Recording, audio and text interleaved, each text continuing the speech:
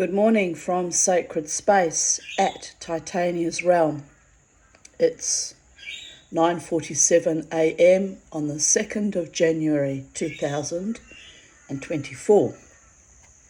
I wasn't able to make a video for the 1st of January yesterday because I had to change the date over on the title page on Vocal Media to 2024, which meant I had to copy and paste the entire screed of, my writings, create a new one, change it to 24 and resubmit it. And because everyone's on holidays, including in America where Vocal Media is done, managed, operated from, it still hasn't been resubmitted. So I'm a little bit peeved about that, but it's just timing. It's just timing.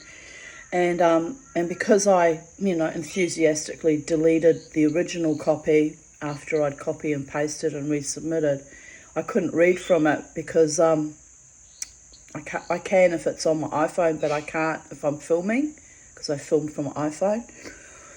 So it's complicated, people, and a minor irritation.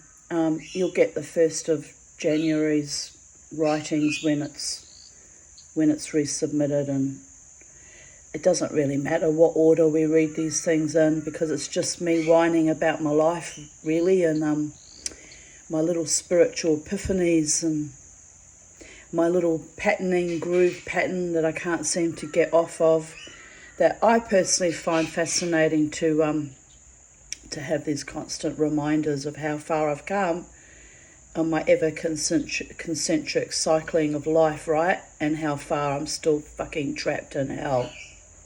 So there is that. But, the purpose of all this is that I hope to, like a little green tree frog, hop off from one reality to the next while still living, because we've done the life, death, life thing. Yeah, life, death, life thing long enough. And actually have all my hopes and dreams and manifestations come true in this reality, even though I'm an older woman now and it's a little bit too little too late. Miracles could happen. Colonel Sanders started KFC when he was 80 years old. Probably didn't get to enjoy the fruits of his labour for terribly long, but he did reach the pinnacle of success at that late stage of life. And all I want is a truly loving, loyal, faithful, devoted partner, which seems to be, an impossible dream. I'll have to climb over that mountain and hoist my rucksack and fall down into another abyss when I meet some other potential partner, and there's another fake and a liar probably. Oh dear goddess. But anyway, next time I won't be quite as vulnerable because I won't be grieving a dead dog, and next time I'll be like, oh yeah, oh really? Oh, that's nice, which is my usual response, right? I must have really, really, really thought, that it was time that I accepted love in my life again, because I'd just lost the biggest love of my life. Well, one of the biggest loves of my life, because I've still got Miss Charlie. But it's not good when the psychedelic dreamer, the Tanya, Mama T, falls prey or becomes vulnerable to a man. It's just not fucking good. So, anyway, and a real man would treat me with honour and integrity and date me, wouldn't he? And be sincere and not flip out when I basically asked him what's going on. What's going on? Anyway, you have to laugh in a way, It's just the same old groove of attracting men who are unstable and predatory.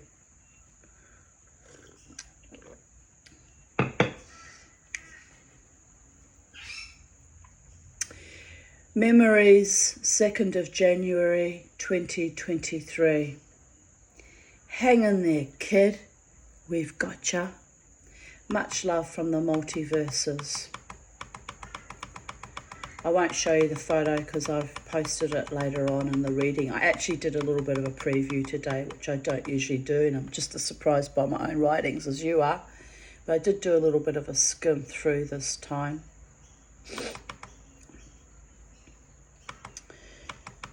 So we begin on the 2nd of January 2022.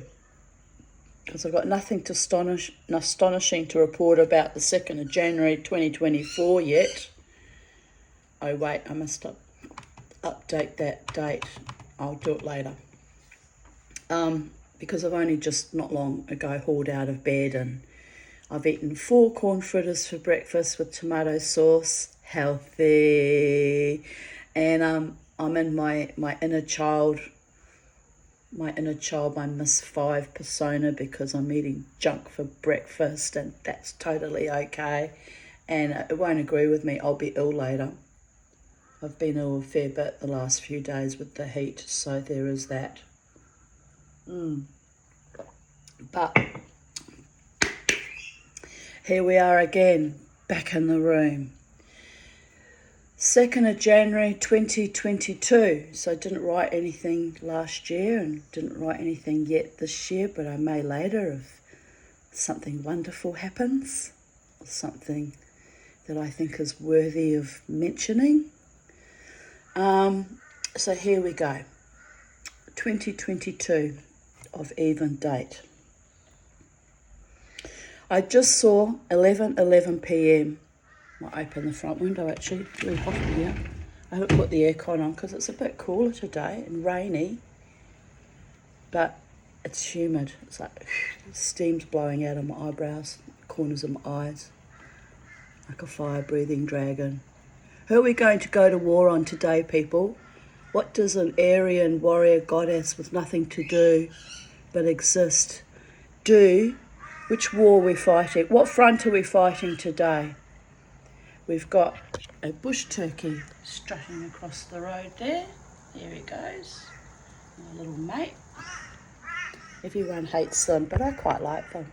I mean, they're ugly birds, but we can't all be pretty, can we? She says, looking at herself, all pale and flushed and without makeup, fluttering her eyelashes into the camera, laughing about her innate ugliness. But be fair, people, I scrub up okay with colour and makeup, eyeshadow and glitter. I scrub up okay. I probably look a little bit more scary with my full mask on, actually. Like this, I can moonlight as a docile, sweet little pathetic old lady with no friends and no lovers. And I can look all like regressed and a bit senile. So when the silent assassins come for me, they don't know what fucking hit them.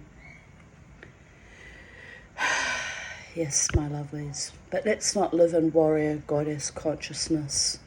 Let's live in peace. Shalom. Ooh. Being a warrior goddess, you can swing either way, you know. That's the advantage of that. Just ask the goddess Athena. When she wasn't creating wars on humanity or getting humanity to create wars on each other, because why do the dirty work when you can get the dumb motherfuckers do it to themselves, right? Brilliant.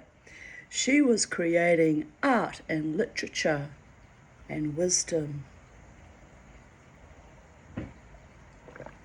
But there was that little petty stoosh with Aphrodite, wasn't there? So like any goddess, she had her flaws. Vanity, vanity, all is vanity, my darlings. But I digress. 2nd of January 2022. I just saw 11:11 p.m, then 11:22 p.m. on the 2nd of January 2022. The angels are demanding my attention and to be ready for action. Pity I wore myself out with the power, both cutting and accidentally inhaling, for fuck's sake. Because I actually had a mask on, like a respirator on. which is not a very good respirator, so I have to still be careful. My lungs, what have been through, I don't know how I'm alive, people. It's not going to be a pleasant death when I go, because it'll be my lungs that peg out on me. Maybe if something untoward happens. We won't think about that. We won't live in life, death, life consciousness. We will rejoice in the passion and the romance that's coming to me in vortices across time and space from my truly beloved one. Probably the Holy One who has a big joke at my expense. Don't you, oh Holy One? But we won't be doing any begetting with the gods, because that didn't work out too well for someone 2,000 years ago, just saying. Thinking about it, none of the begetting with the gods worked out for the mere mortals, you know. Hercules died a horrible death too.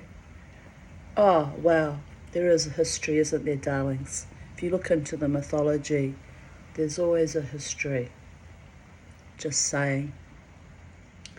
So when my jealous Holy One lets me have a human life partner that is the perfect match for my energy, not too young, not too old, not too insane or unstable, and willing, able and ready to be my partner, not a fucking game player or trickster. Jesus. Oh, sorry, mentioned the wrong word then. We don't want Jesus. I don't want you, Jesus. Sorry, you're not my partner. Wrong religion. Just saying.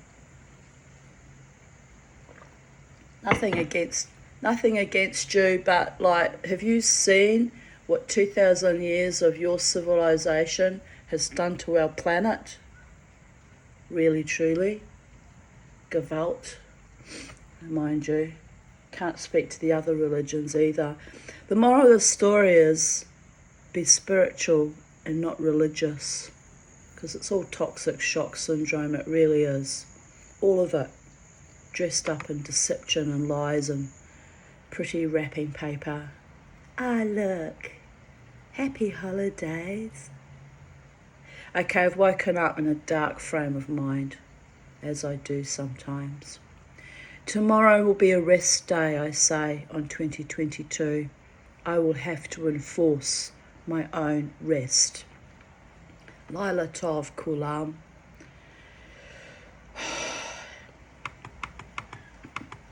I felt so feverish, then chilled to the bone after my shower, that I've had to don a cardigan. It's 20 degrees Celsius, so not especially cold.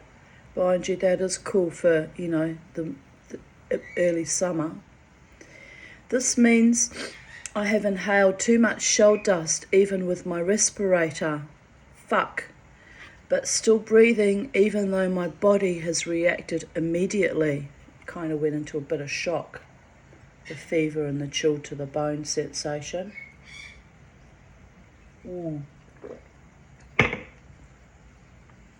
3 shells are still to be cut up, but I think I'll put them away until I can afford a better respirator. The gods might be calling me home with all the power that remind me of childhood, but I will not cede this body easily. And by the gods, I did put those shells away, the remaining shells. I think I've got 2 left. It was a little bit scary, people. A little bit scary how very, very ill I came so very, very quickly. And, you know, I won't go near hospitals because I'm not safe in them anymore. I've realised over time, over too many horrible experiences. So I was very conscious that I was probably going to die with my lungs shutting down, and that was going to be my end. But here I am, an all-blazing warrior goddess, Tanya Glory, still strutting my stuff.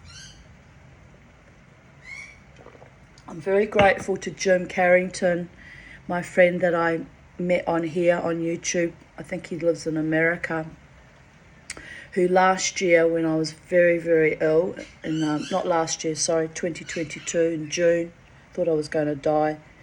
That was still probably as a effect from this fiasco here on the 2nd of January. He recommended that I drink Marlene tea to bring whatever crap is on my lungs up, right? And it was harsh. He said it would be rough.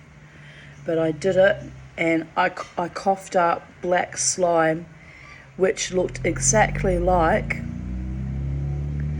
sympathetic magic people and synchronicity. Black power, the shellfish, is black. It's a very black, rubbery looking shellfish. And when I coughed up that black slime off my lungs, both lungs, I looked at it in the sink and I went, oh dear goddess, that is the power that's been killing me in my lungs, right? I don't think I got it all out, quite frankly, but I began slowly to get better after that. So I am grateful to Jim, who recommended that, because without that, I probably wouldn't be here. Seriously. My own GP, the filthy animal, withheld antibiotics from me. She gave me the mildest form of antibiotics of penicillin, knowing that that wouldn't even touch the sides, because I'd already been ill with my chest for like 3 years before this event. So she was just a low-hung fucking dog. But anyway, I carried on with the Marlene tea and with bark flower remedies that my beautiful friend Jackie Burns sent me, because she's a bark flower remedialist.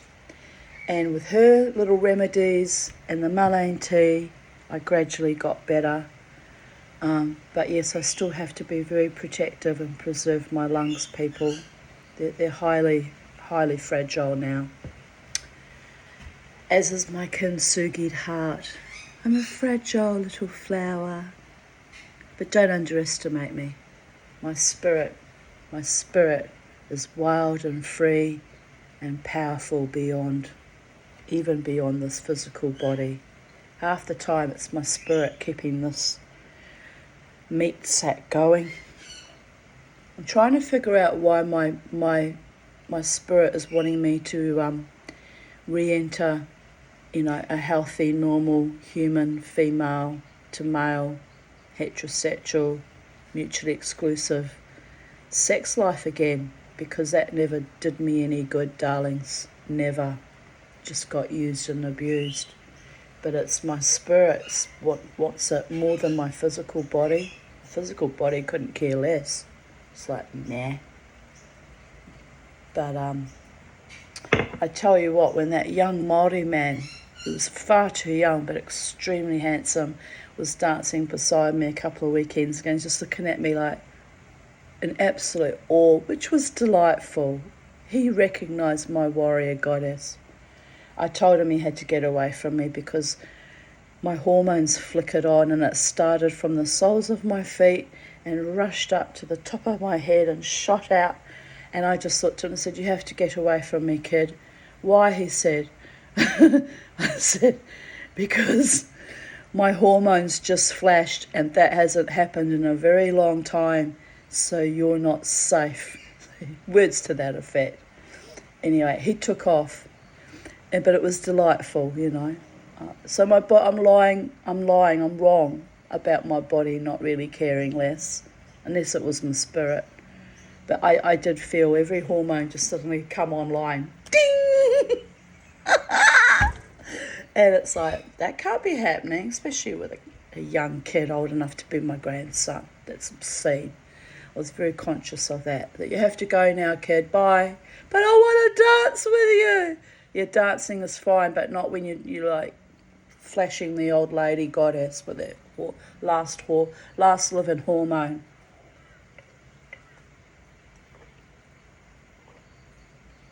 What's that song by Paul Simon?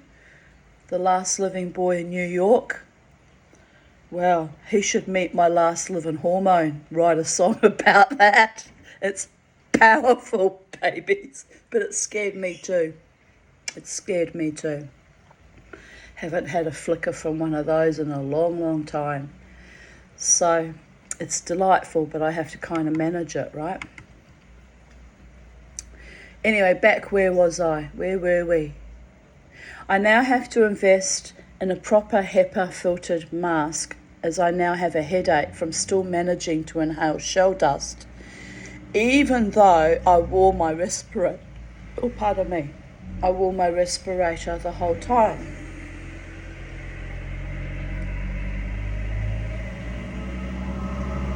I need a shower as the dust is all through my hair. I stopped on my walk to chat to Elsa. That's my neighbour's, she's 94 now. She's in a home now, unfortunately.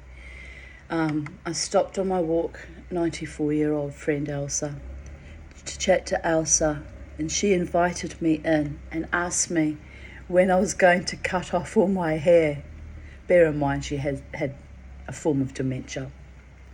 I said, look, I know I look awful right now, as I literally just finished cutting shells, so the dust clings to the oil in my hair like a sponge. It will look better after I wash it, I promise. She smiled and said, I will never give up on my long hair, with a resigned, sweet old lady voice. I grinned triumphantly and said, no, as it's taken me a lifetime to get it this long. She sighed again. True love means she tolerates me with my boho shell-stained hair. However, do not ever put a pair of scissors in her hands, as she might just cut off my hair after all. Oh dear goddess. On the subject of hair, so I wear my hair out when I go out, dancing usually, but I always carry, this flower in my hair with a big clip, because when I get all sweaty and overheated, I put it up, and I clip it at the back, so in a kind of a bun, right? So this was very cute. So it's like well into the third set, which is the last set of the night, Alter Egos were playing. And the songs, they were playing songs that you can mosh to.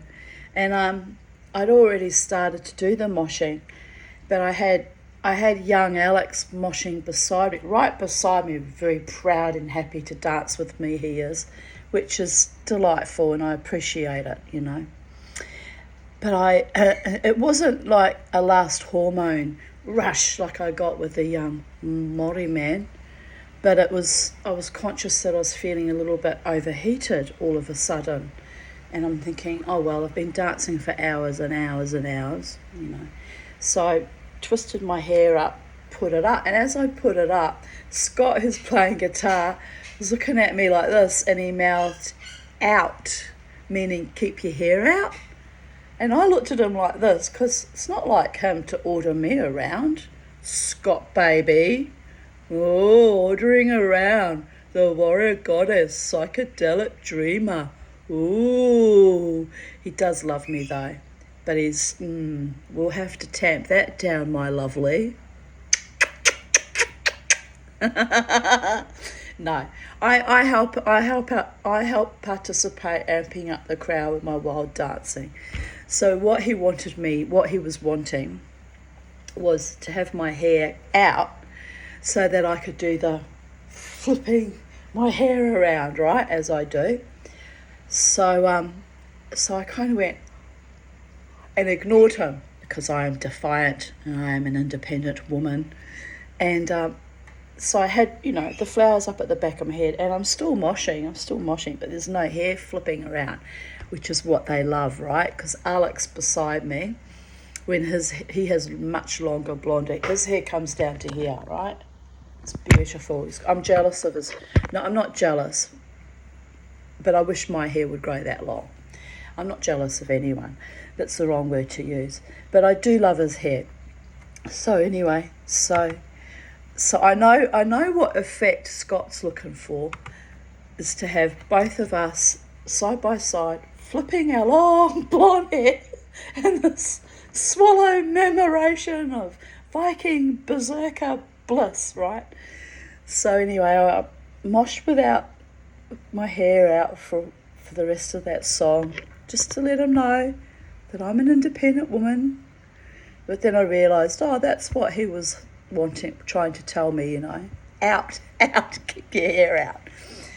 So anyway, so I took my hair out again, and Scott just looks at me and goes, keeps playing, and I can't even remember what the song was now. I didn't recognise the song. But anyway, Alex and I go into full mosh mode, and we're flipping our hair, and it was actually quite magical and wonderful, although I don't know how I haven't broken my neck yet. My poor neck, it's a little bit sore when I noticed when I started to do this.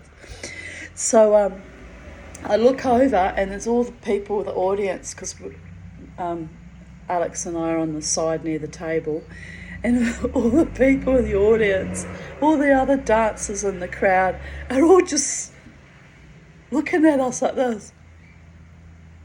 So I'm like, they can mosh too, flip their hair around. They don't need to just be voyeurs and watch us. They can have their own experience. I tell you what, some people are just lack confidence, or they're too boring, It's sad, really. But anyway, so that's why young Alex says, I love you. I love you, don't you? Because he loves it that we do the moshing together. We get to be wild and free and joyous and have a wonderful time with harm to none, in competition with none, doing our thing. And it's delightful. Well, I think it's delightful anyway. So, we've all scrolled all over the place. Don't know how that happened. 2nd of January 2021.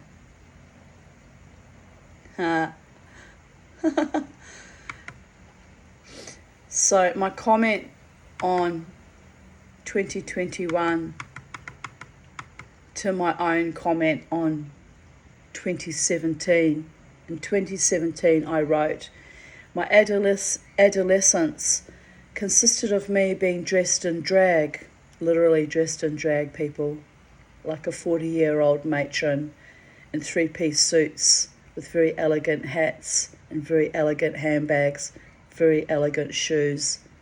When I was 16, I was dressed like a 42-year-old dowager, matron, crone. It's weird that I dressed like that. It was probably my form of rebellion, right? Now in my early 50s, I am a drag. I love my corsets though, biker jacket, and if Crystal keeps her promise, I will soon be sporting a top hat. 2021, I wrote, top hat, check. Corset, check. Mid-50s fabulous mama T persona, check. Good things come to those who wait. Hey, do you want to see my top hat? Those of you that are not localised to Brisbane and have seen me wearing it. Do you want to see it? I'll show it to you. I'll be back in a moment.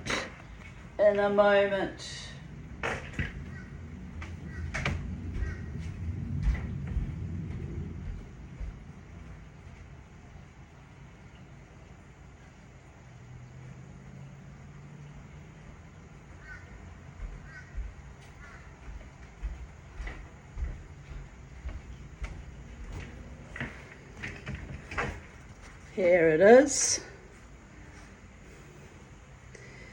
My mother gave me this beautiful Viking brooch, many years ago, probably about 30 years ago actually, and I didn't even realise it was sterling silver. And anyway, it got put away somewhere, and then one day I looked at it and went, that looks tarnished. I'm going to polish it up and see what it comes up like. And sterling silver, beautiful Viking ship brooch.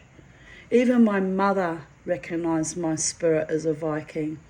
And here I have a nod to the voodoo gods as well, because I am I am quite fond of voodoo as well. I don't sacrifice animals or do anything weird. Like, I'm not a practitioner, but I honour the voodoo gods as well. Here's my little skull. I guess it could be a bit Viking too. Vikings like their skulls too. And here's my collection of feathers that were gifted me by birds and the angels and the spirit world over the years. That one I think I did buy at one stage. And so, yes, it's quite lovely. I can't wear it with my hair clip though. I put it on, and when you see me with my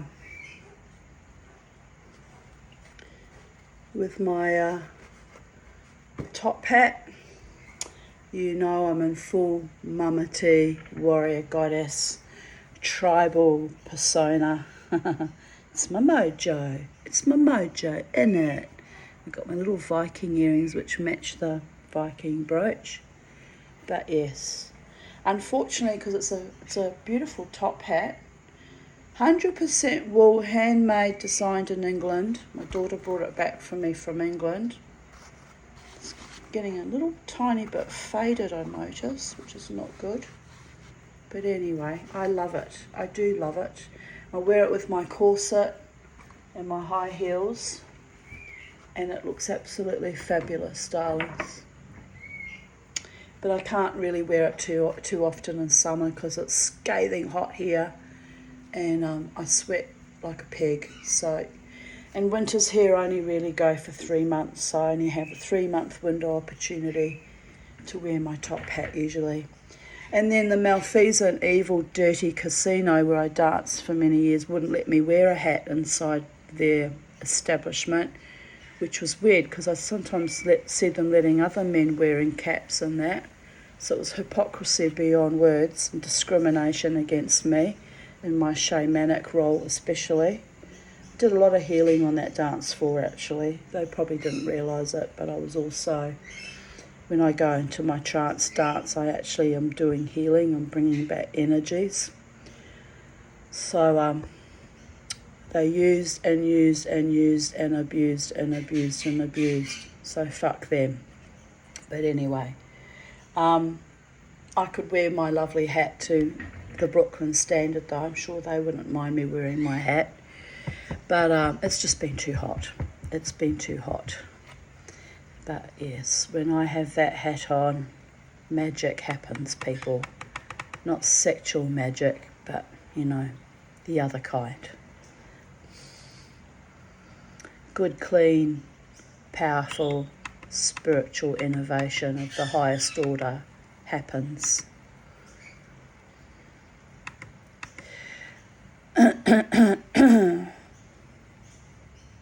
I'm just asking myself, is that why I've been wanting a partner so much, more than most years in recent months? Is it for sex magic? I'm too old for that shit. I don't think so. It's probably just me being conscious of my failing bladder and feeling vulnerable and fending off death, wanting to fully integrate and innovate and enjoy every scrap of life while I can, right? Thanatos to Eros. But I'm not casting my pearls before swine ever again. So there is that.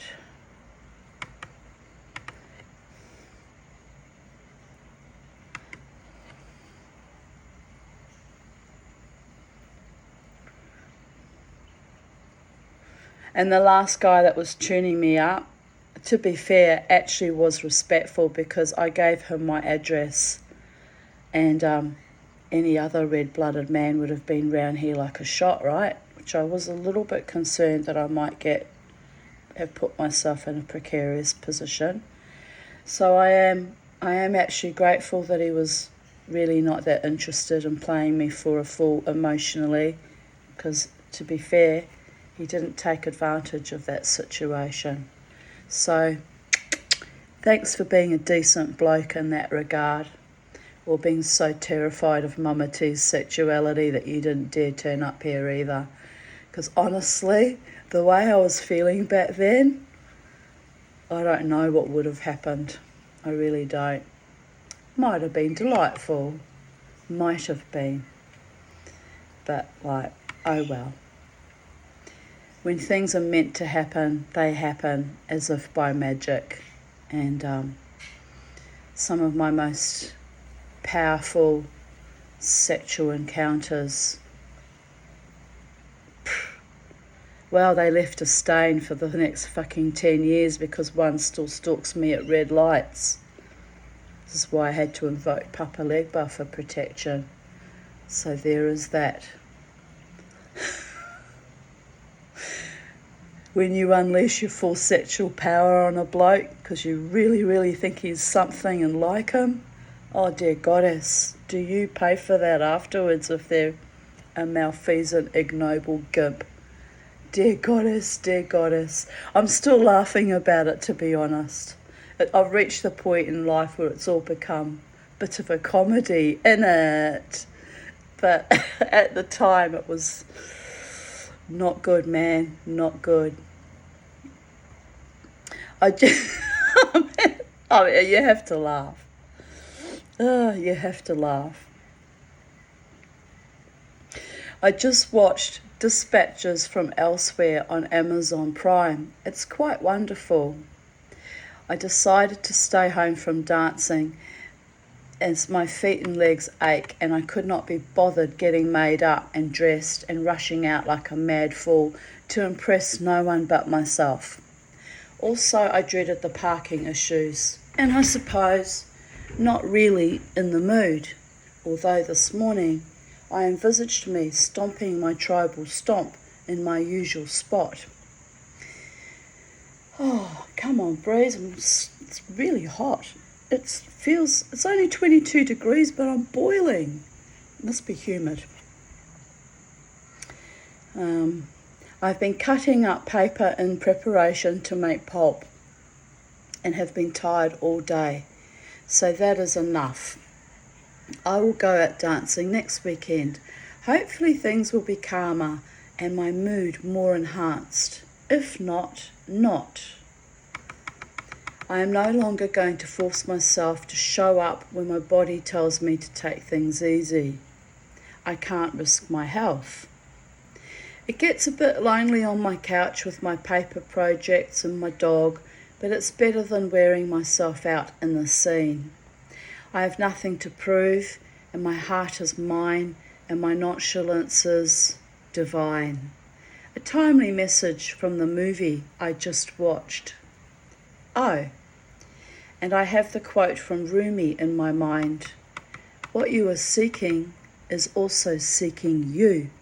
Well, they know where to find me when they have done their work and can meet me at my level. Unfortunately, they can never meet me at my level because I am in a constant state of evolution and I am always up-leveling, up and out of their reach, mofos. But anyway, they did meet me at one point in time, briefly, and that has to be enough for them. Because the right man will meet me and choose me and stay with me without artifice and bullshit and abuse dynamics. Just saying. If they choose not to be a part of my psychedelic dreaming, that is totally fine. The dream exists with and without that person. Smiley face. It truly does though. The Tanya is grateful for the exponential and rather exquisite healing, but she must sleep now. Work to do in the astral. Peace out. Earlier that day I wrote, I think I will dance tonight. Hopefully there is a band on and less crowds and free parking. But as you can see, I changed my mind. A woman has a right to change her mind. Perspective and dear goddess. Perspective and perspicacity is a perspex complicity of complexity, or summit like that. And that was a comment I wrote in response to, we live in the jar and think the lid's the sky. I wrote, still miss the sea daily. And here's why I miss the sea daily. This is only half of the photo, people. This is where I grew up. Hang on a minute.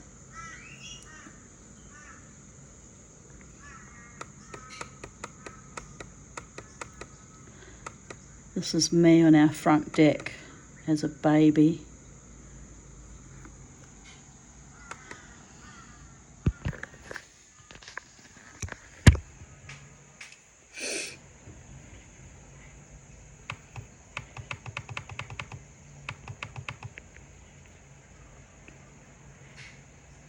Still in 2021.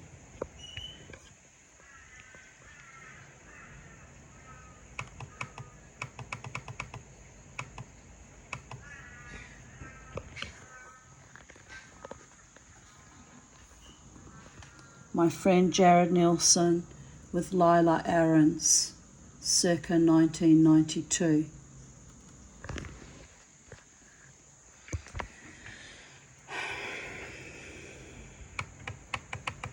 It's in my marital home, of course.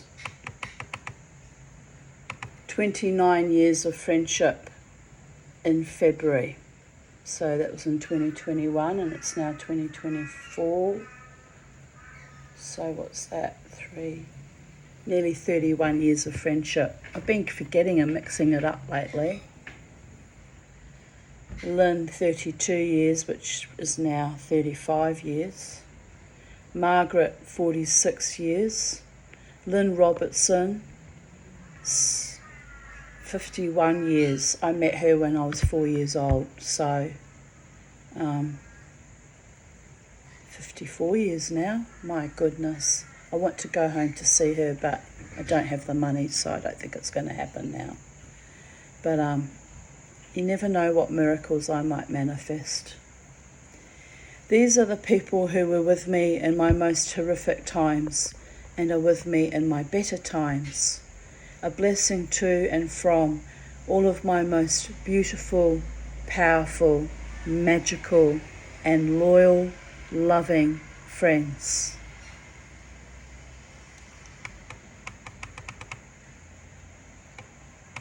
Margaret wrote, wow, decades of friendship. So sorry I had no idea of the trauma and abuse during those early years at that time. Hugs. I replied, how could you know? I was not able to speak of it as a child, had been threatened with murder if I did. Hence Lynn and I popped the bonnet of his Humber Hawk and tried to locate the brake line. My greatest regret was we were children and did not know how to cut a brake line. Then Case came into my mother's life and he was no better. Constant threats of molestation and rape. I was still asleep at the wheel when I helped him die with dignity and attended his funeral and scattered his ashes. All those childish letters I wrote to you, many were practically dictated by Gisela. I recognise her phrasing in them. It was like being a prisoner of war. If I had written the truth of what they were doing to me, they probably really would have killed me. Instead, they killed my soul and robbed me of everything. Evil, dirty cunts. Margaret replied, sheesh, horrible channeling.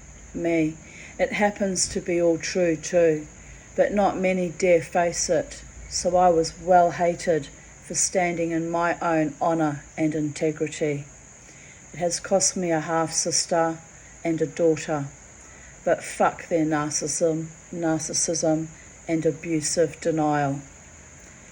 I got me back, making shredded paper and pulp today out of leftover children's books I cut pictures out of. Those trees will not have died in vain, as I am upcycling them as much as I can. It's really coming down now, but at least it's cooler. It's weird, it was raining before when it was really humid, and now that the rain's heavier it's cooled down.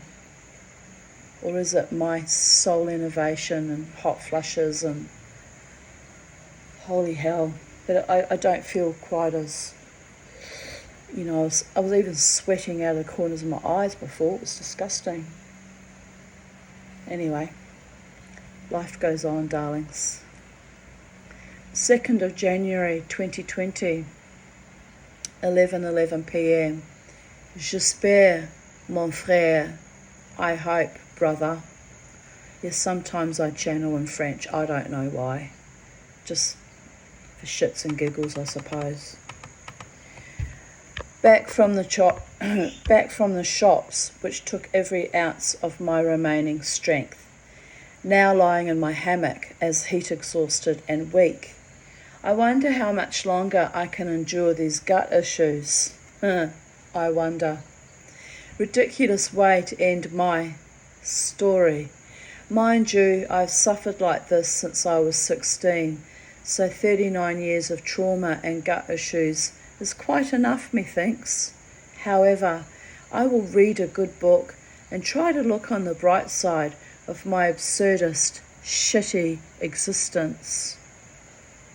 The Guernsey Literary and Potato Peel Pie Society hopefully will absorb my mind away from my sorrows. That's Yiddish for sorrows, worries or upsets or stress for a few days or weeks. I just read the introduction and the story is set on Guernsey, where Mermaid, or my friend Annie, hailed from. So I've not heard from her for a couple of years. So any of my old Pal Talk friends see her online, tell Annie I still love her. We are in contact again, but sporadically still. But she's alive and well. Well, she's had serious health issues like me, but she's alive and well enough at this point in time. She loved Guernsey, but lives in Wales with her husband. Never mind, just left her an offline message. Hopefully she gets it. Update, 2nd of January 2021. Glad to have reconnected with Annie in recent months. Love you, Mermaid.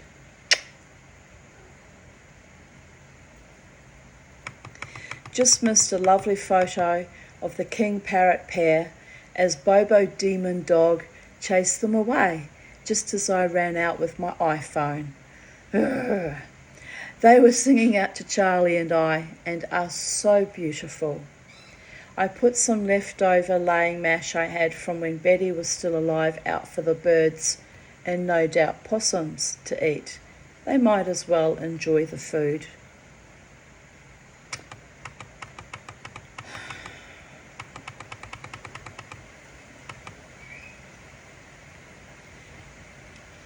And in response to the photograph I posted before of my friend Jared, I write, my beloved best male friend, now an adopted brother to me, because he has been a brother to me for 31 years in February. 28 years of friendship in February, this is at the time of writing. Amazing. He has stood by me through so much horror, a witness to my madness, my glory, and my struggles against the evil oppression of a wicked, greedy family, my own, and those they married, and those I married too, if truth be known. Look how young he was. My dog Lila, a wild, untrained dog of hell that almost killed my mother by dragging her onto the road in front of oncoming trucks. Adored Jared. She loved to cuddle on his lap, forgetting she was no longer a tiny puppy. I also had a rainbow lorikeet that loved to hump Jared's toes in an attempt at domination. He saw him as a rival for the Tanya's affections. Funny times. It was actually hilarious when my bird would try and have sex with Jared's toes. We would kind of scream. It was just, you had to be there. But it was hilarious. My husband adored Jared too. He would go searching for him, stalking, on the roads of Capalaba, and bring him home for dinner to keep me company. Very odd thing to do, bring a young, handsome man home to impress one's depressed wife. Keep hearing weird alarm things, but it's the neighbours down the road. He set me up very early in the piece to leave, but Jared never played into his game and was loyal to his morals and our rich and beautiful friendship. A real man, decent, kind, strong. And we were never and have never been lovers, but by the gods he was handsome. And, you know, I did fall in love with him eventually, and yes, it was heart aching and soul aching because he never wanted me that way, and we broke up our friendship actually for about 3 years because of my intense yearnings and desires. And in that 3-year period, I fell into the awful, ugly, evil abyss that was Terry Rosilio. And, you know, within a short period of time, he and his sister and his boarders were all threatening me and my children on a regular basis, daily almost, for 18 months.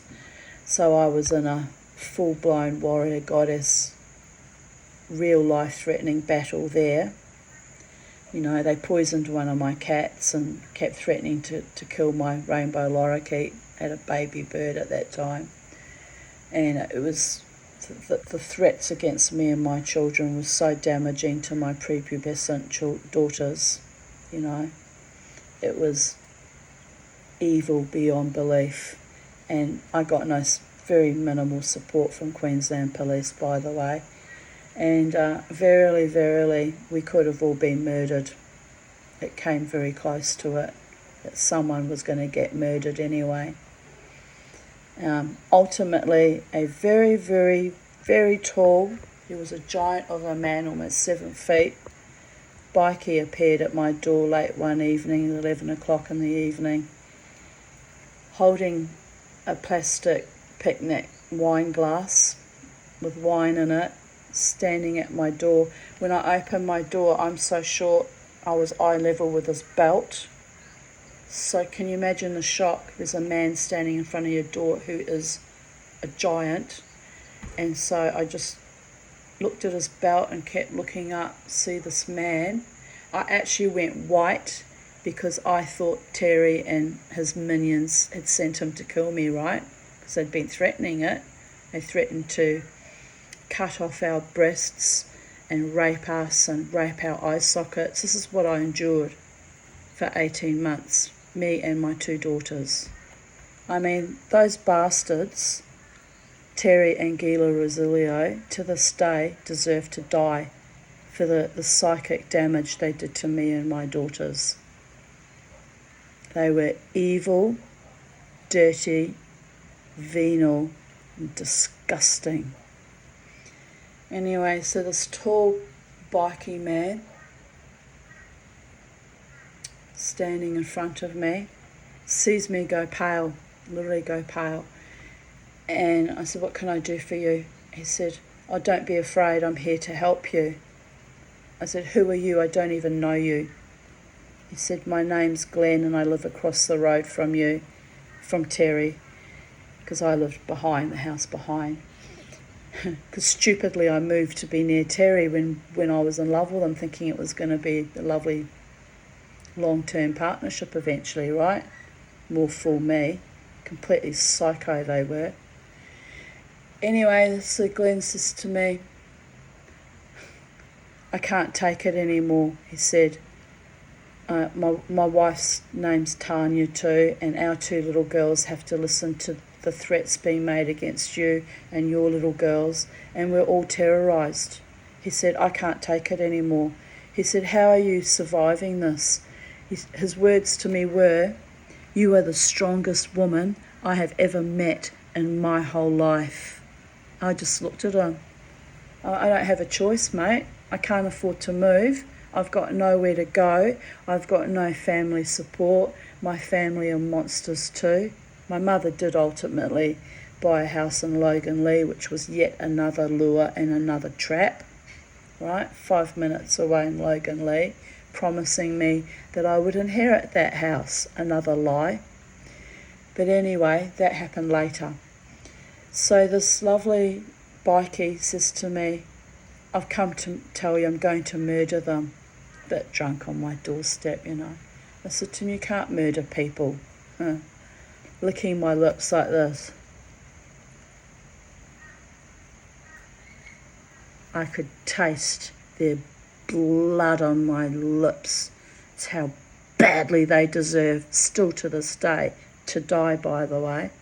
By the gods they do. But you can't run around murdering people. That's not a way to resolve your issues in a civilised society. They're just lucky I'm a good Jewish woman, because had I been a true Viking, like of ancient days, I would have cut off their heads. The minute they threatened my daughters, their heads would have been cut off. But, you know, I would have been languishing in prison for the rest of my life, and my daughters would still have been damaged, and ultimately nothing would have really changed, except there would have been 2 less animal monsters existing on this planet, right? Anyway, so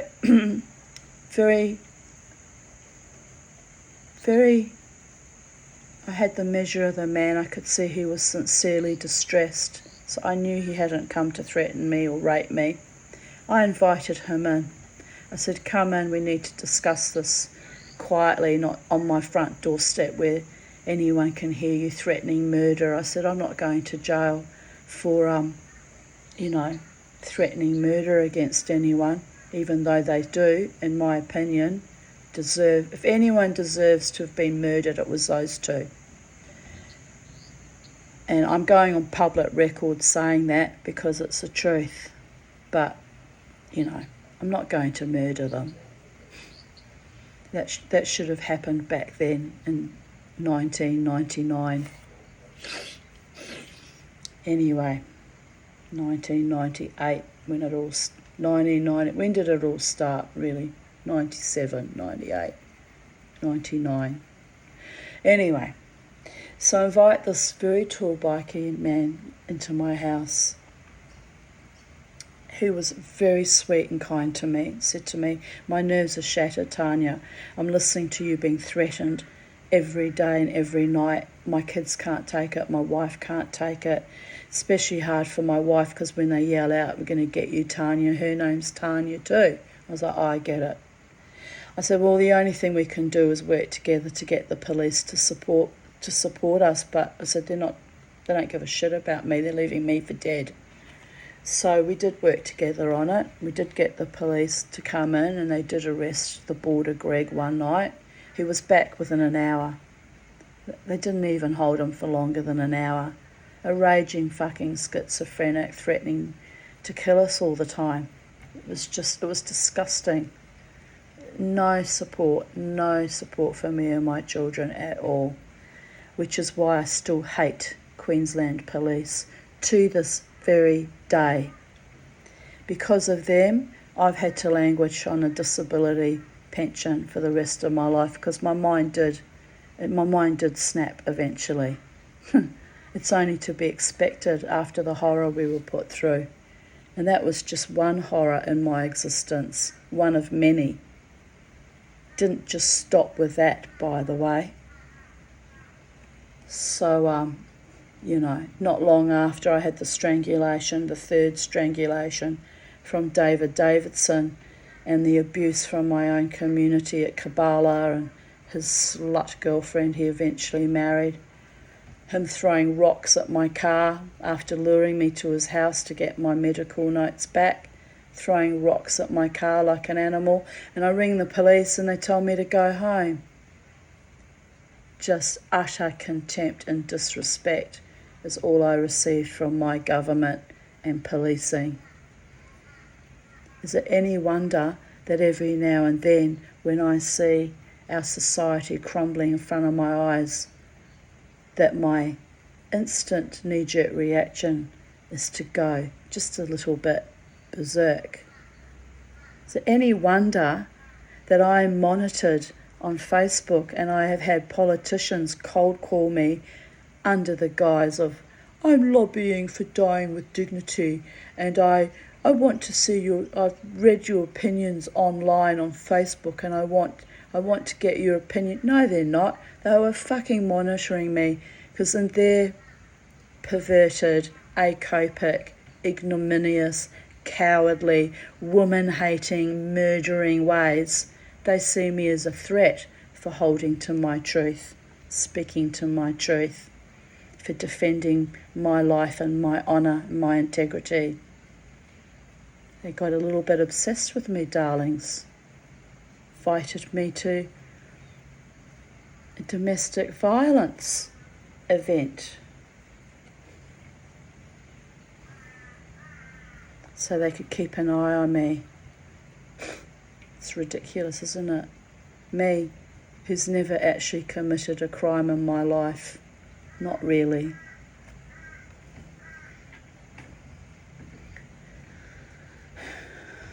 Anyway, when I had an opportunity to murder my enemies that really needed to be murdered, I was merciful, and they did not deserve that mercy. I should have unleashed all holy hells on them then and there. I had the opportunity handed to me on a plate. And I regret it to this day, actually. So what do we have now? Helen Clark and her daughters burnt to a crisp in the car by her former husband. Oh, but I'm told Queensland policing is more supportive of women and children now. Really? Where were they when my children and I were under constant threat? Absent. Wanting me to pay a $50 good behaviour bond that I couldn't afford because I was barely able to afford food in those days. Never mind pay for a scrap of paper of protection, which they could have easily taken action, Queensland Police. They do it now. No.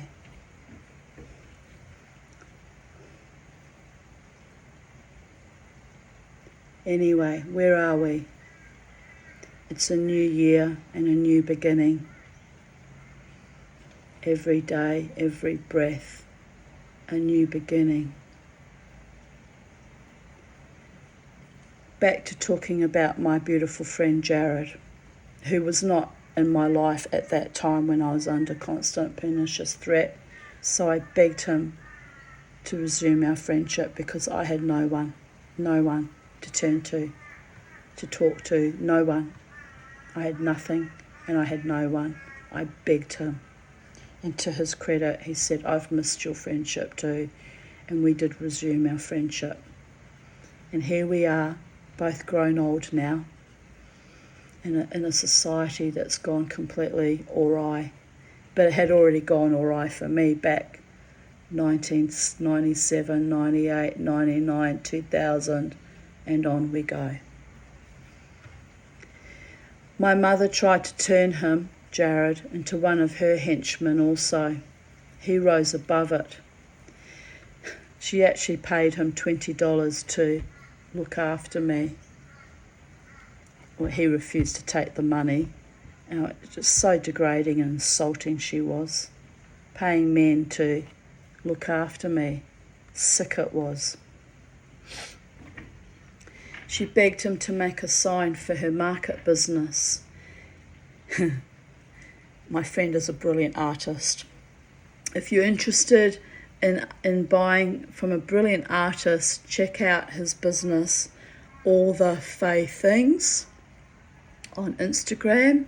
Jared Nelson does the most beautiful channeled paintings of fairies that he's actually seen in visions, and they are exquisite, and he does other exquisite artworks as well. So if you're interested in that kind of thing, check it out.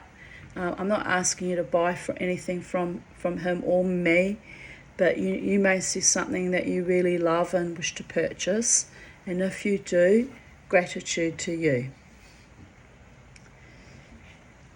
He made himself the moon in the tarot deck and smiled down whimsically upon her. It was brilliant. My friend is a bit of a genius too.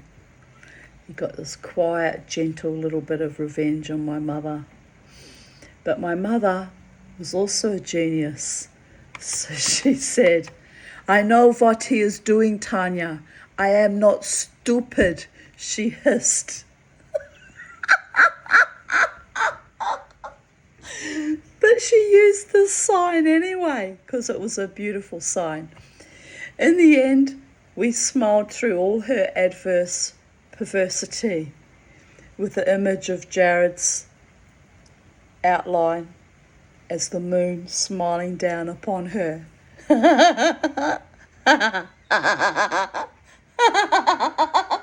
it was brilliant. Anyway, she tried to bribe him with my bride price of $20. This was too much for him. He remained my friend until we broke up for a few years to recalibrate and discover new horrors. So great and painful that I begged him to be my friend again.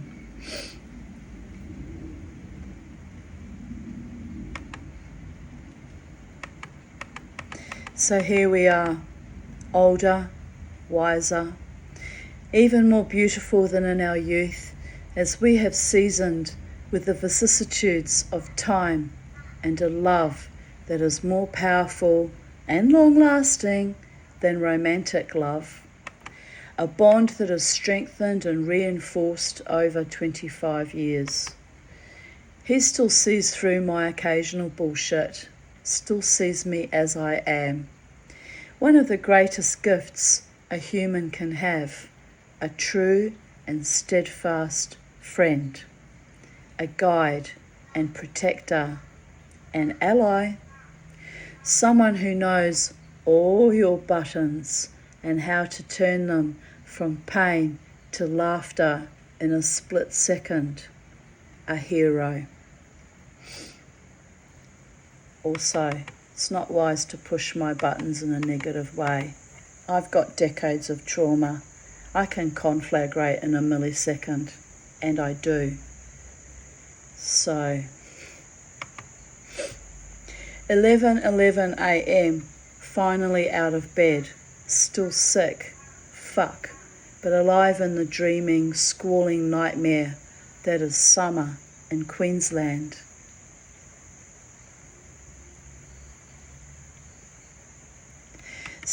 January 2nd, 2019.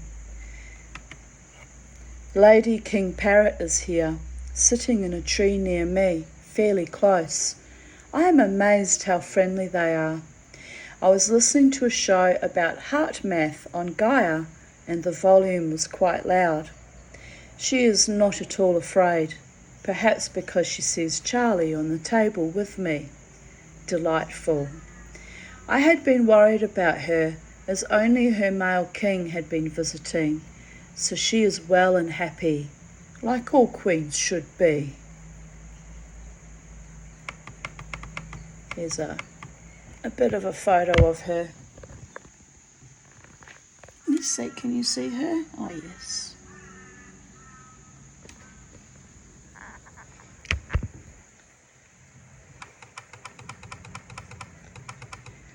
I had my debrief with my doctor this afternoon. I told him that both his and my childhood friends, which was Lynn Robertson, intuition were correct about my ex-lover, Dave, showing up at the casino to stare at me with his henchmen. I told my doctor about the great pain I had to push through when he showed up last time, along with ex-friends who watched like ghouls, but I held my space, my integrity, my strength. He told me I have always lived my life in defiance of all my abusers, past and current, and it's a beautiful thing.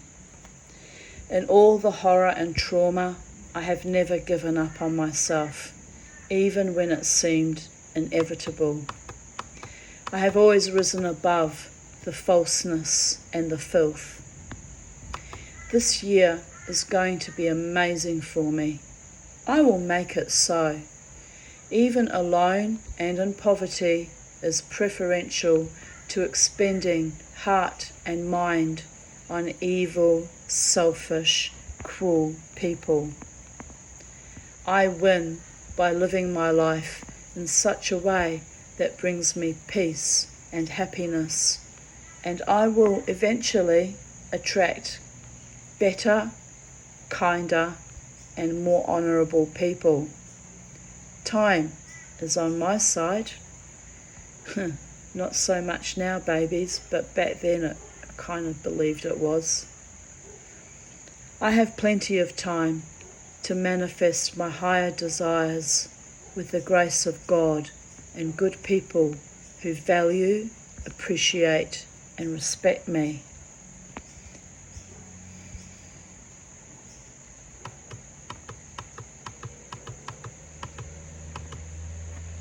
Second of January 2018,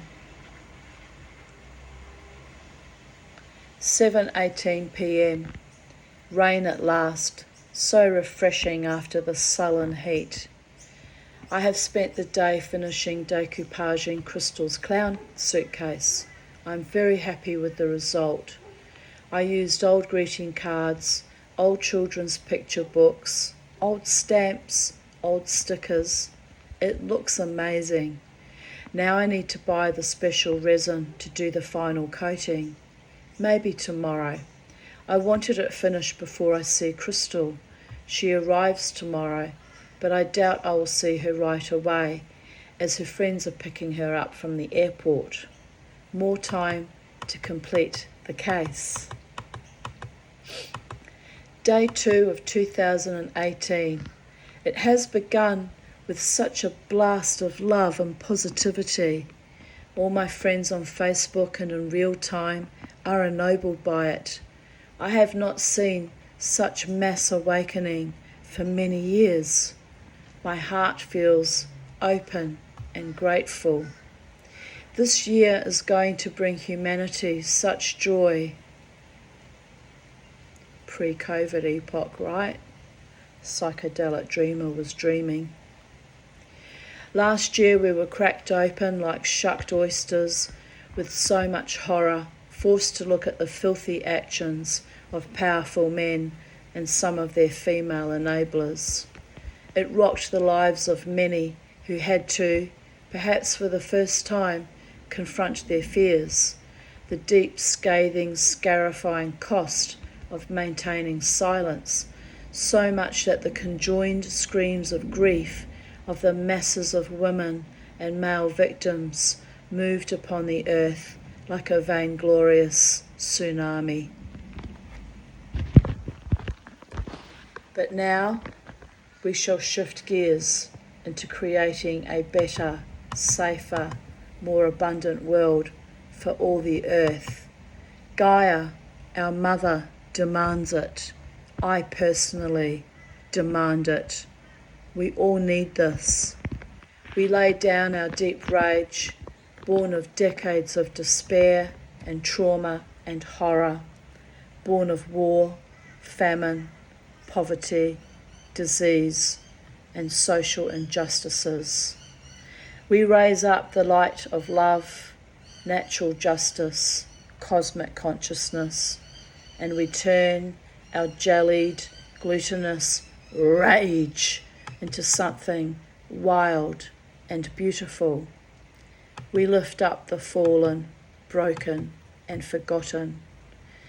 If they can no longer speak their truths or sing their song lines, we, the people of the earth, star beings, seated here by ancient gods of other universes, we shall speak and sing for them.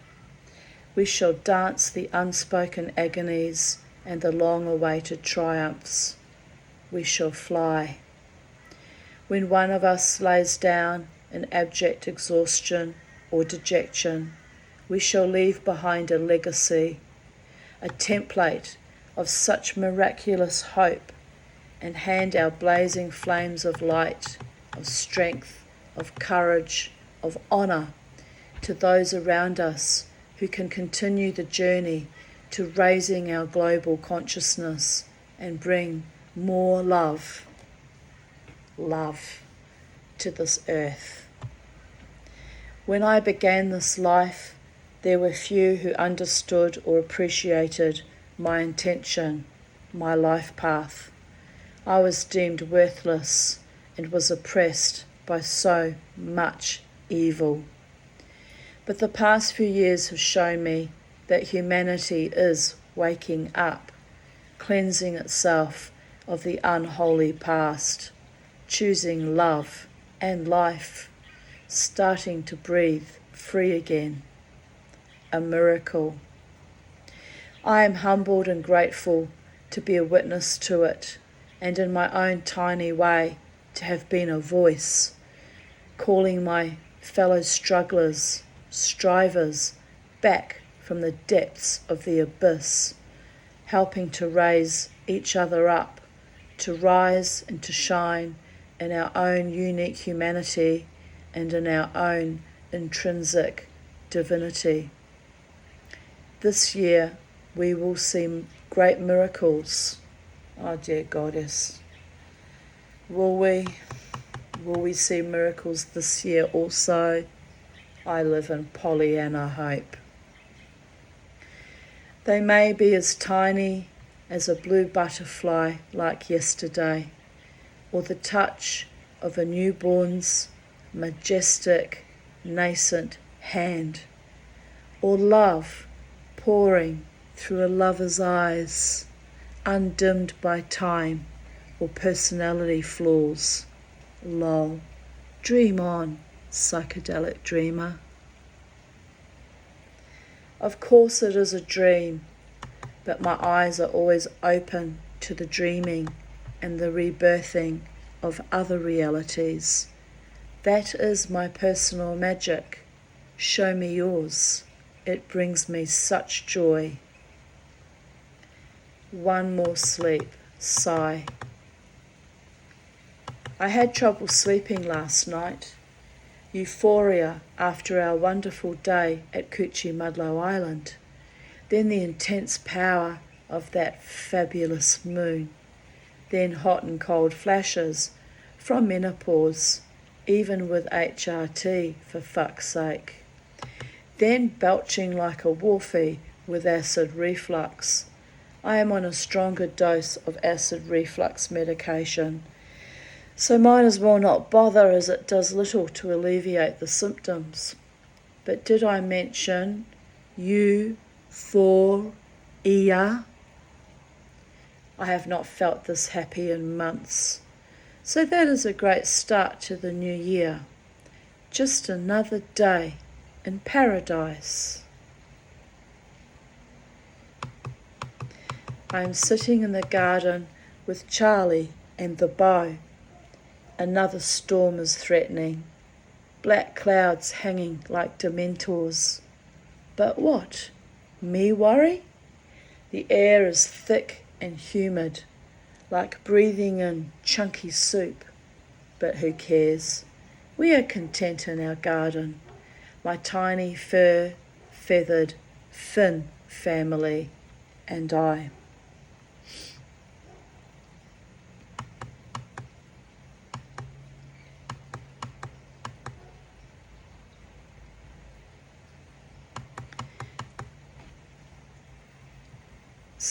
January 2nd, 2017, and the quote where I said about me being dressed in drag and I was looking forward to sporting my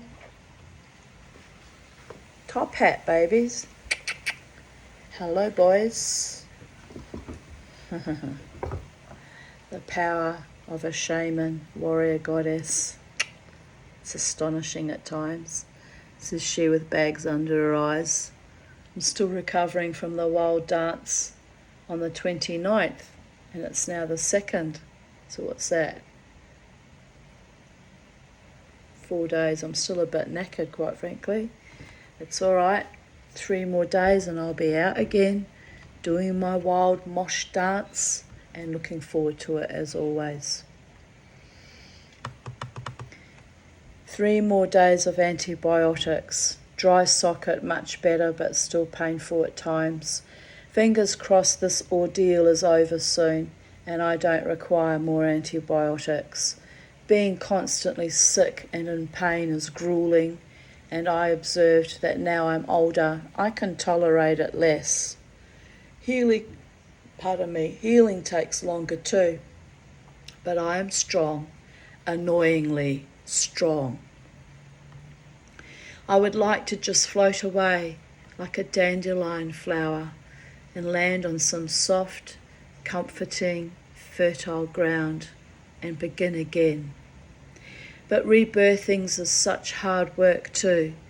The process of reconstructing from oblivion, a peculiar kind of hell, which is spectacular in the dichotomous heaven that is perceived when consciousness takes over. Life is illusion.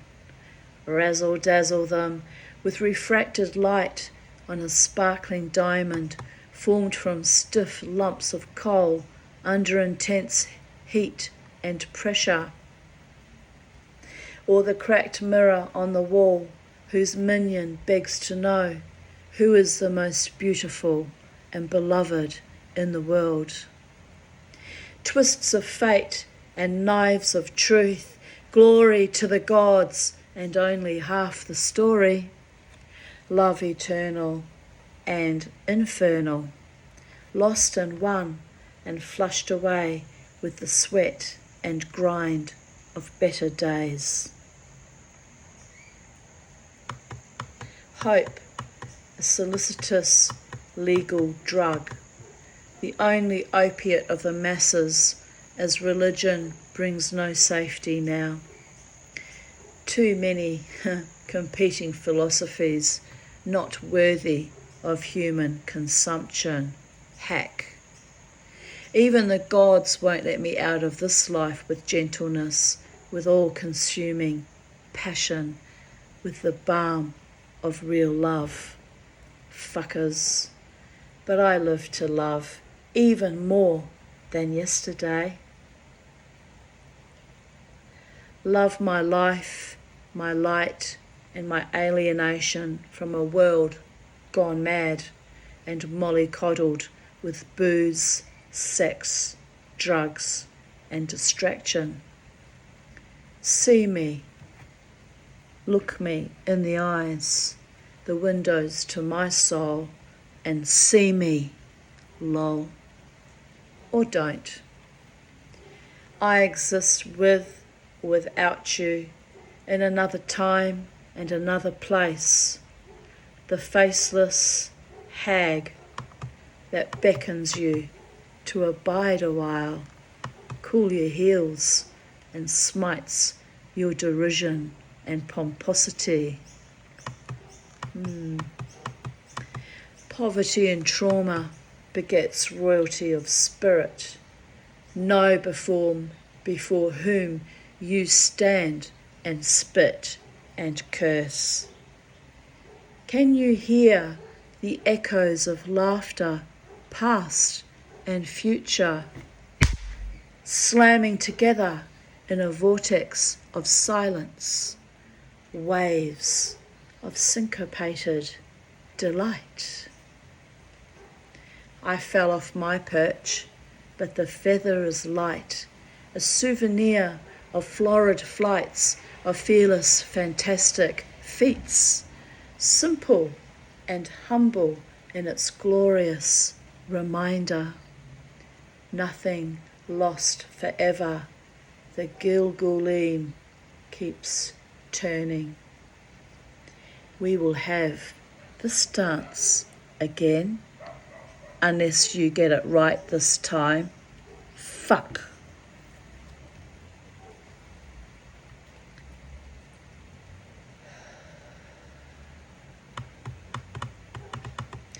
I have spent all morning, this is still 2017 people, still waiting for them to get it right, by the way. How many eons will we be doing this dance, I wonder?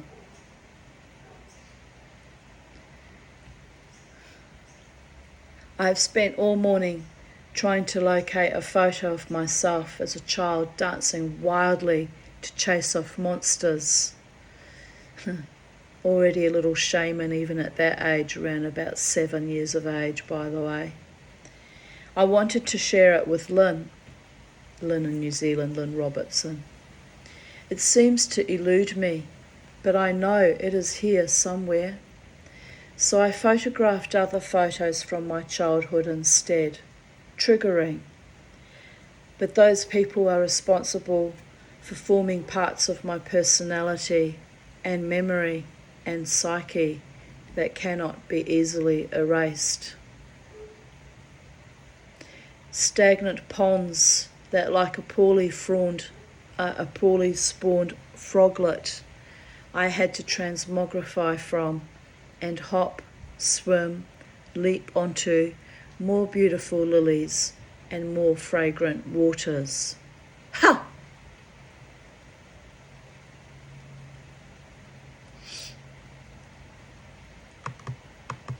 I said to Beauregard, only very stupid people migrate to Australia, the land of endless, stinking, putrefying summer, and get old, poor, and toothless. He agreed with me, to my chagrin. So I told him he was only a figment of my holographic reality, and if it glitches the right way, we would be living our dream on a beach in Byron Bay, getting older in a serene, lucid dream of bliss. But now, even that dream can never manifest because Bobo is in Valhalla. Never mind, Bobo. Next time I'll be a better mummy to you. I'll be rich and I'll buy the best vets that money can buy, and you will never die at the mercy of sadists ever again.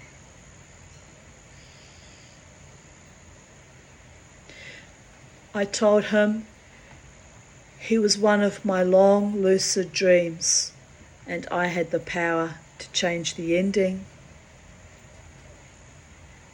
2017 people.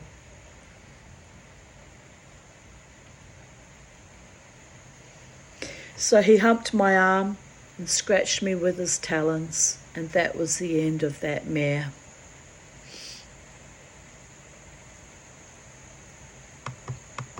Nothing like a dose of dogged reality to wake you up to smell the hummus.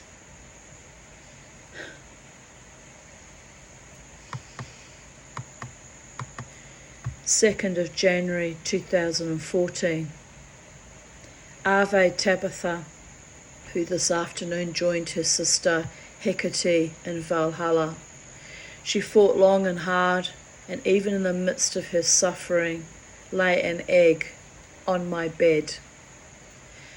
I pray my neighbour John put her down humanely as he promised he would.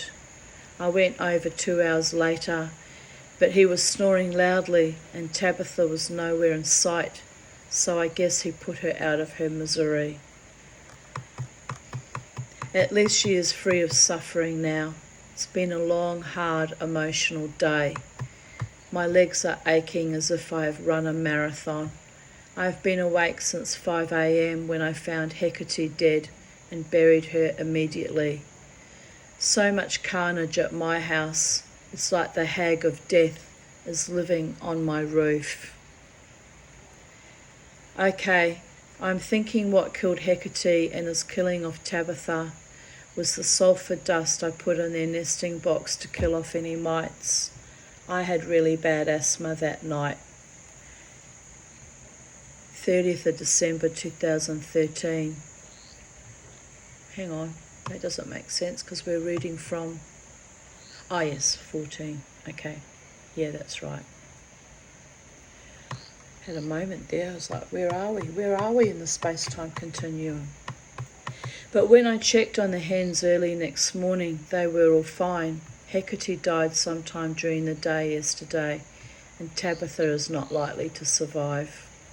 Myself, I have a headache, which is not one of the symptoms of sulphur poisoning, but I will have to keep an eye on my lungs. I am really distressed that I have killed my own hens unintentionally with an old remedy, for fuck's sake.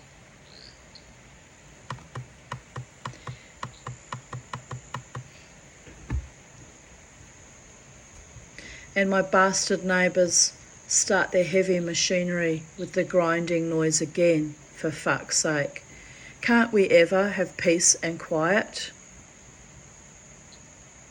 Fully dressed, but lying in bed with my dying hen, keeping her warm and comforted in case she survives, and had this awful realisation.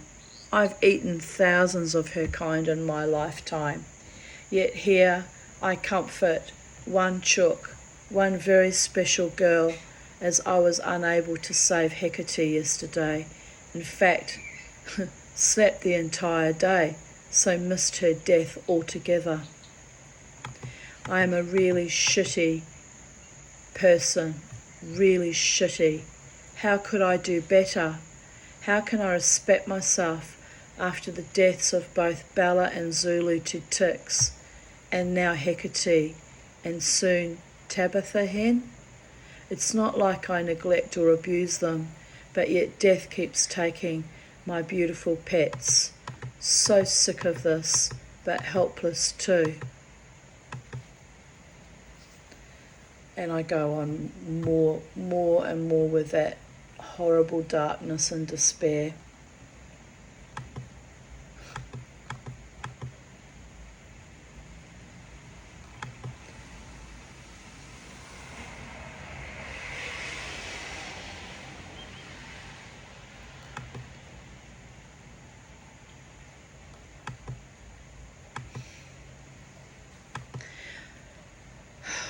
I've been thinking about goddess energy last night, but about what kind of inspirations are moulding me to be the eclectic, eccentric, wild woman I am. I know I cause either admiration or fear in many men I meet on my wild nights dancing. I think this may be a centre of my personal power, which I am easily able to access in a stress situation, i.e., crowds of drunks in a torpid atmosphere of hard rock. The music is so healing to my soul, and I find myself in a kind of euphoric, sometimes dissociative trance. My entire being feels suffused with mana, like a warrior preparing for battle, but more than that, like a synergy inside my body, mind and soul. The best musicians, Burst or Transvaal Diamond Syndicate, or my beautiful alter egos, or Ramjet, bring out this intense recognition of ramped up power that under normal circumstances I rarely exhibit outwardly. It is so good to be able to release that inner fire in a safe and life-enhancing way. The rock chicks and or groupies that we are co-create the atmosphere with the bands and in our own way reverberate the profound talent and energy of the musicians through the crowd and back again like a wave of joyfulness and an amplification of any emotion related to the song. We love our music and our music loves us, the perfect vessels for its eternal expression. For like love, music never dies, nor other forms of creativity. Without it, we slowly fade to black. 5:27 a.m. Just got woken up by a ululating smug chicken. Great. Lucky I slept too much yesterday anyway. Someone had laid an egg. 2nd of January 2012. My darling friend Jared visited with a bottle of Moet Chandon and some assorted nibblies. Bliss. We shared a lovely, mellow afternoon together with our dog family, Bella and Harvey, and visited the small dog park, but got disturbed by a rather rambunctious Rhodesian Ridgeback puppy with the doggy etiquette of a sadistic killer, which I am sure he is going to grow up to be. Lol.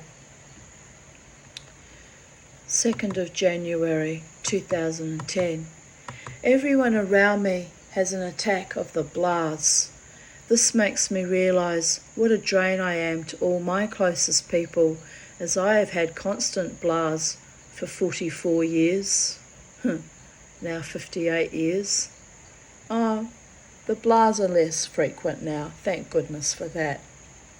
Oh, look at this. Here's something lovely to look at. Can you see it? Kookaburra out on the line. Oh, he's beautiful.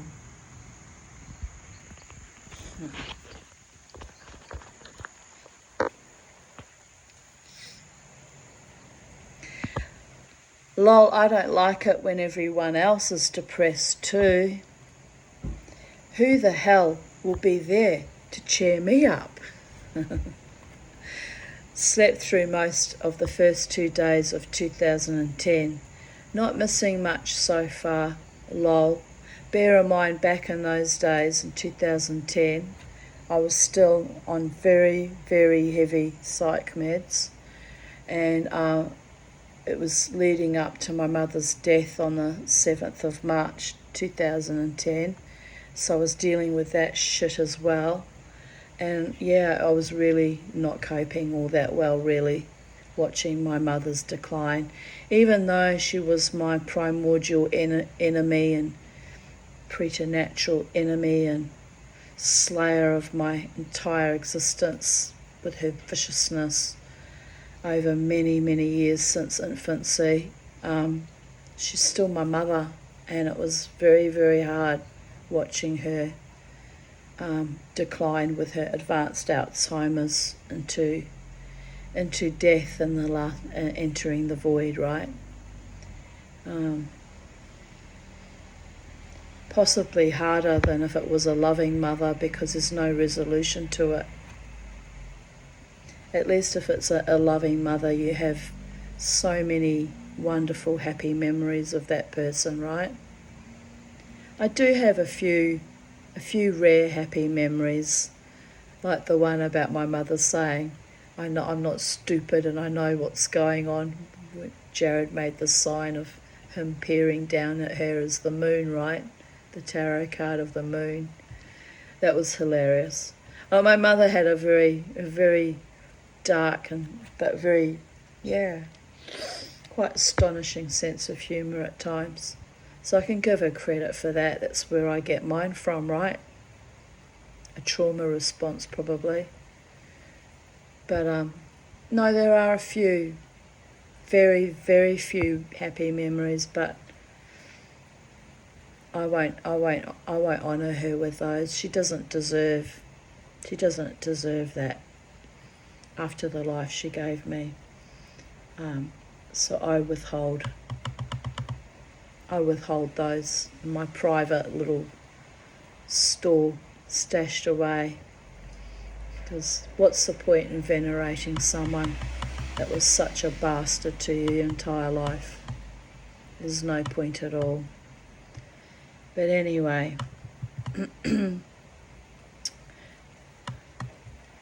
I finished today's readings. It was intense. I got very ripped open raw, thinking about my dog and my little hen. And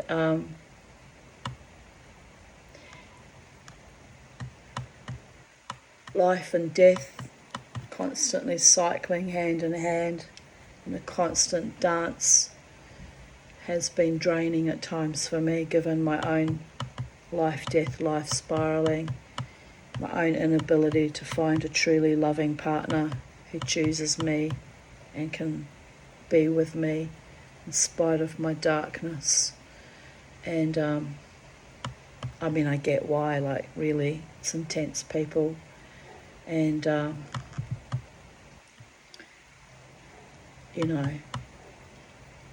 there's my level of poverty and living alone in housing commission. Like, there's a reason that no man wants me for more than a quick fucking frottering or, whatever. Ultimately, it doesn't matter, because I've healed my mind, body and spirit to the degree that I'm contented with what is now. And my inability to change what is for a better outcome, prosperity, true love, is not just my inability. It takes two to tango. And those men that were drawn into my life that were evil and cruel and sadistic and venal and false, that's on them too. That's their bad behaviours towards me.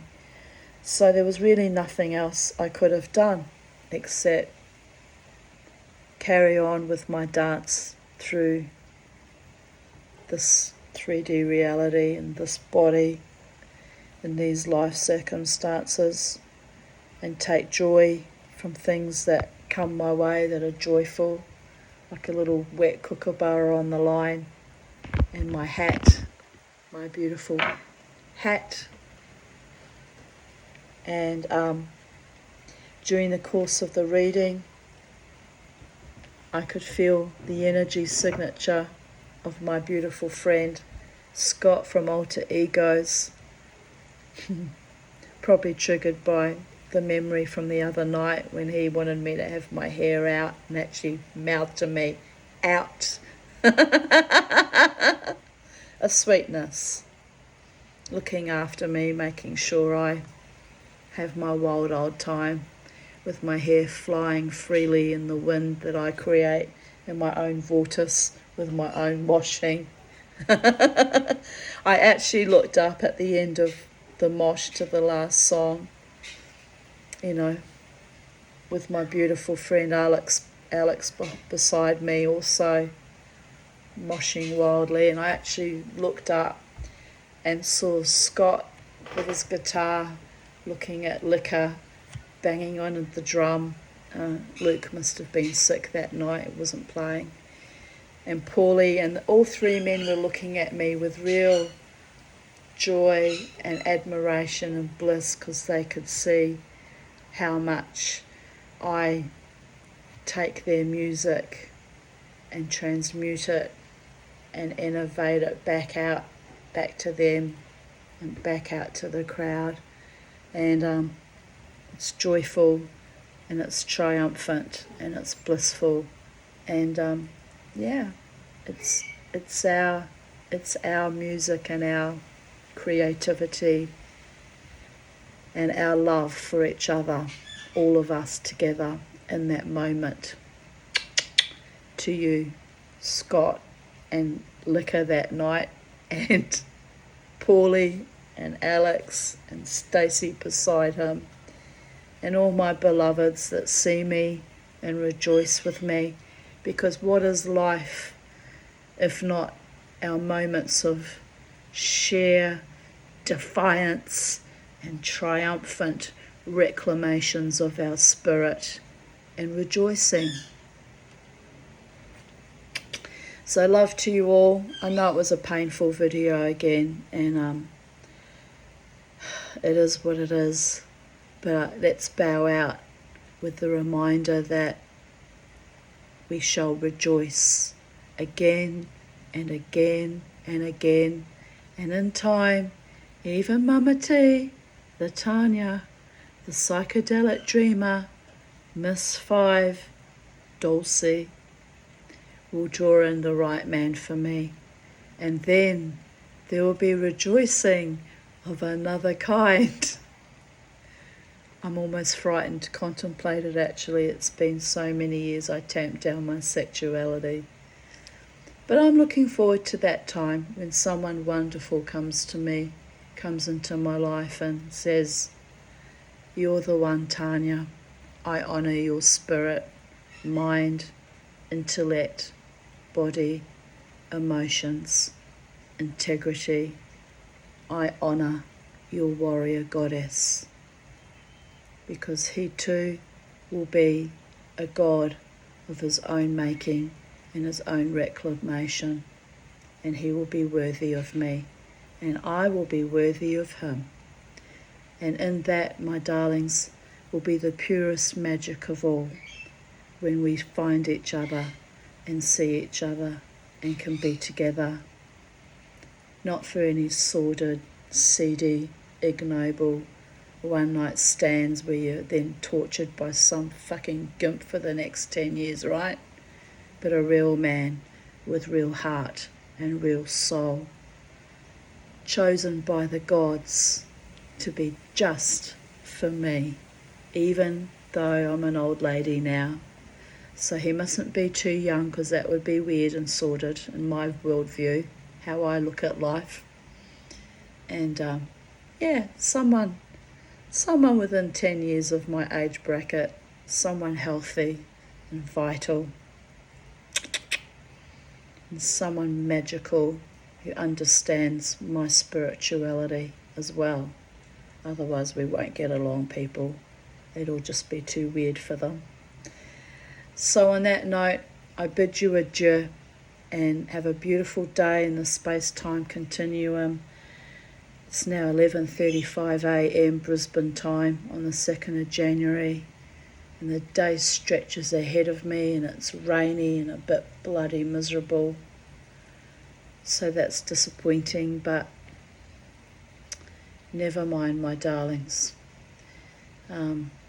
I'm watching, before I go, I'm watching Fargo Season 7, recommended by my neighbours and friends down the road, Peter and Robin. And it's dark and quirky, which I like shows like that. But it's so well done and clever. I thoroughly recommend it. Actually, Peter said the female homicidal character, who was also a trauma survivor, reminded him of me. And he gave me this little smirk and said I had to watch it. So I'm watching it, and yes, I can see the similarities. However, I haven't reached that point where I'm slinging sledgehammers up as booby traps or electrifying the kitchen.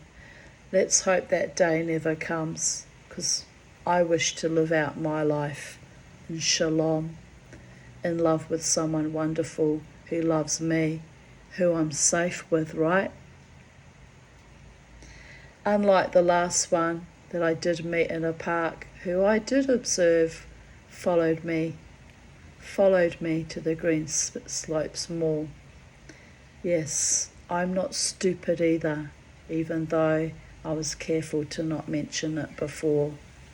So, ultimately, he couldn't handle my warrior goddess, who was well aware that a game was being played, by the way. The only way to win a game is not to play, big boy. On that note, my beloveds, some of you are so fascinated with me. I'm getting lots and lots of views, and I don't know how YouTube works, whether it lists every view as like an exclusive view to each ISP address, or whether it records someone watching the same video dozens of times, which I'm starting to suspect is what is happening, people. So, don't get obsessed over me. There's nothing to obsess over. I'm merely a little old lady making my YouTube videos, talking about my trauma experiences and how I survived my own life. You don't need to follow me, you don't need to copycat me, you don't need to try to be me, as I had happen many times with former female friends. One even started dressing exactly like me and wearing glitter exactly under the eyeliner like I do, which was sort of the fashion at the time, so I wasn't too fazed really. But then she started copying my modes of speech, and then she started competing for men with me when she had a partner at home. It just got a little bit too single fucking white and female, right? So, watch my videos if they entertain you, or if they educate you, if they elucidate you. But please try not to get obsessive. We all have varying degrees of mental health, I realise, as mere mortals. But your work that I'm teaching you here via my videos is to heal your body, mind and spirit, so you can be your own magic, your own personality, develop your own being. You don't want to be me. You haven't done the 25 years of therapy. You haven't done the surviving monsters over and over again. You can never be like me unless you walked in those moccasins for almost 6 decades. I'll be 59 in April. I want to see you, each soul that watches my videos. Well, I won't see you, many of you, I'll never know who you are.